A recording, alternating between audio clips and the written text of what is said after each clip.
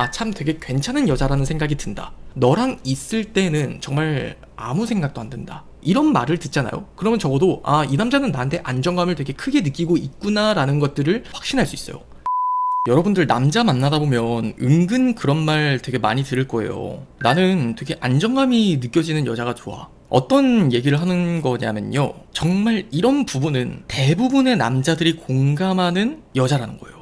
왜 이걸 입장 바꿔 여성분들의 입장에서 얘기를 해보면은 되게 다정다감한 남자라든지 아니면 한결같은 남자, 되게 가볍지 않은 남자, 뭔가 꾸준한 남자, 이런 것처럼 남자들에게 있어서 정말 호불호 없이 좋아할 수 있는 여자라고 이야기를 한다면 저는 그게 안정감이 느껴지는 여자다라고 하는 말에 저도 되게 많은 공감을 해요. 근데 이게 정말 애매모호하고 되게 어려운 개념인 게 뭐냐면 대체 안정감이 느껴지는 여자가 뭐야 라는 게 많은 여성분들의 생각일 거예요. 결론부터 말씀을 드리면요, 여자가 생각하는 안정감과 남자가 생각하는 안정감이라는 거는 조금 결이 다르다고 생각을 하셨으면 좋겠어요. 대부분의 여성분들이 생각할 때 관계에서 안정감이 느껴진다라고 이야기를 하는 부분은 감정적인 결속이거든요. 이 남자가 바람을 필 남자일까? 뭔가 헛짓거리하진 않을까? 이 사람이 연락을 하지 않을 때 내가 불안함이 느껴지진 않을까 하는 것처럼 내가 이 사람을 만나는 그 시간과 시간이 아니더라도 그냥 편안해야 된다는 거거든요. 그게 많은 여성분들이 생각하는 관계 속에 안정감이 느껴진다는 감정일 거예요. 근데 제가 결이 다르다라고 말씀을 드리고 싶은 부분은 남자는 사뭇 그렇지는 않다는 거예요. 지금 제 컨텐츠에서 말씀드리는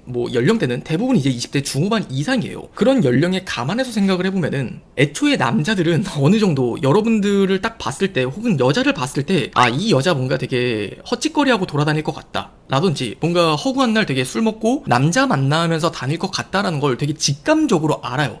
이미 남자들은 대부분 헌팅을 해본다든지 아니면 클럽에 가서 어떤 낯선 이성을 꼬셔보려는 어떤 수작질이라고 해야 될까요? 그런 것들을 대부분 많이 해본 경험이 있어요. 그렇기 때문에 그걸 본능적으로 알아요. 그런 경험을 하다 보면은 얘는 되게 남자를 좋아하는 애겠구나 라든지 뭔가 얘는 남자가 작업을 치면 얘는 되게 쉽게 흔들릴 만한 애겠구나 라는 거를 정말 직감적으로 구분을 하거든요. 그러다 보니까 이미 여러분을 만났을 때에는 얘는 헛짓거리하고 돌아다닐 애는 아닐 거야. 그런 것들이 이미 베이스가 된 상태에서 관계를 시작하는 경우가 정말 많아요. 그렇기 때문에 여러분들이 생각하는 그 안정감이랑은 일단 기본적인 베이스 자체가 달라요. 궁극적으로 남자가 원하는 안정감이라는 건 뭐냐면 결국 가치관의 문제예요. 남자가 생각했을 때 이렇게 미래를 준비하고 싶고 나는 앞으로 이런 방향성으로 나아가고 싶은데 그 방향성에 함께 힘입어서 함께 나와 발을 맞춰가는 사람이 이해가 돼야 되는 거예요. 근데 이제 남자 딴에 생각을 했을 때는 이제 오른발을 내밀 차례예요. 근데 여러분들이 잠깐만,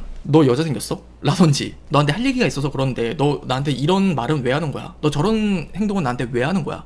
이런 것들이 연애 초반에는 물론 여러분들과 알아가는 과정에서는 그런 것들이 허용이 될 수는 있어요. 근데 뭔가 여러분들이랑 되게 100일, 200일, 300일을 만나가면서도 뭔가 자연스럽게 섞이고 융화가 되는 게 아니라 계속 이 사람은 내 생각을 이해하지 못하고 나를 뭔가 의심을 한다든지 혹은 나라는 사람을 되게 받아들이기를 어려워하네 라는 생각이 들면은 그게 곧 남자가 원하는 되게 안정감이 느껴지지 않는 여자도 마찬가지예요. 그럼 반대로 대체 어떤 여자가 그렇게 안정감이 크게 느껴지는 여자냐라고 이야기를 하면은 여러분들이 만나게 될 남자는 크게 3가지 정도로 구분을 지어 생각을 해볼 수가 있거든요. 자, 첫 번째는 그저 그냥 티키타카나 아니면 코드 자체가 되게 중요한 남자들이 있어요. 이런 남자들 같은 경우에는 아 하면 어가 나올 수 있는 그 대화의 코드가 잘 맞고 혹은 취미가 잘 맞는다든지 혹은 여러분들과 그 남자 사이에 가지는 생활 패턴이라는 게 되게 잘 맞는 사람들, 이런 여자들에게 안정감이 느껴진다라고 말을 하는 남자들도 있어요. 그리고 두 번째는 직업이나 자본주의를 대하는 어떤 사회적인 가치관의 문제에서 비슷하다라는 그 동질감을 느끼는 부분이라고도 얘기를 할 수 있어요.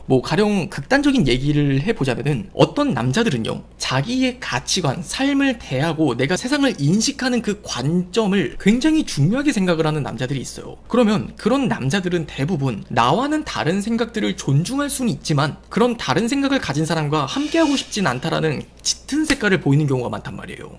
그런 생각을 하는 사람인데 하물며 내가 가장 가까이서 만나는 여자친구 혹은 내 인생의 반평생을 함께 해도 모자랄 만한 배우자를 찾는 문제라면 기대가 더 크면 크지 작지는 않단 말이에요. 그러니까 당연히 내가 만나는 사람에 대한 어떤 기준이라는 것 자체가 최대한 나랑 비슷했으면 좋겠다. 그게 정치적인 색깔이 될 수도 있는 거고, 혹은 자본주의 세상을 바라본 어떤 시각이 될 수도 있어요. 그리고 세 번째로 말씀을 드리고 싶은 문제는 뭐냐면은 소통 방식에 관련된 문제인 것 같아요. 뭐 예를 들면은 말 한마디에 아다르고 어다르다라고 이야기를 하는 것처럼 말 한마디가 되게 굉장히 중요한 여성분들이 있어요. 하지만 전체적으로 그 맥락적인 의미를 이해하고 그 맥락적인 대화를 통해서 그 사람의 의중을 되게 중요하게 생각을 하는 남자들도 있거든요. 그런 것처럼 우리가 대화가 잘 통한다라고 말을 하는 부분은 첫 번째로 말씀을 드린 것처럼 공감대가 잘 맞아서 대화가 잘 통한다라고 느낄 수 있는 거고, 또 세 번째로 말씀을 드리는 것처럼 대화를 하는 그 로직이 맞아야지만이 우리가 잘 맞는다라고 느낄 수도 있는 문제거든요.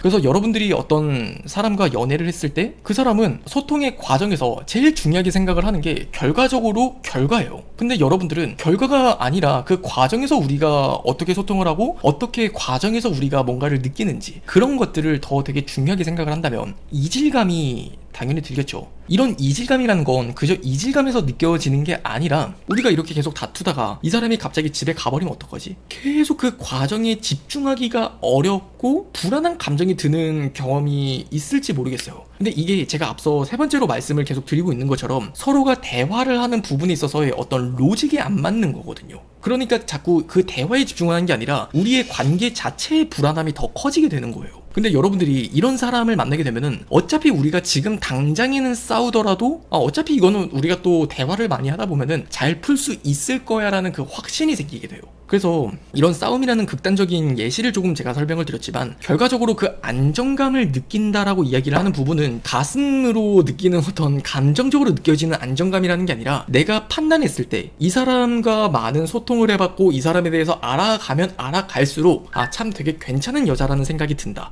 너랑 있을 때는 정말 아무 생각도 안 든다. 이런 말을 듣잖아요. 그러면 적어도 이 남자는 나한테 안정감을 되게 크게 느끼고 있구나 라는 것들을 확신할 수 있어요.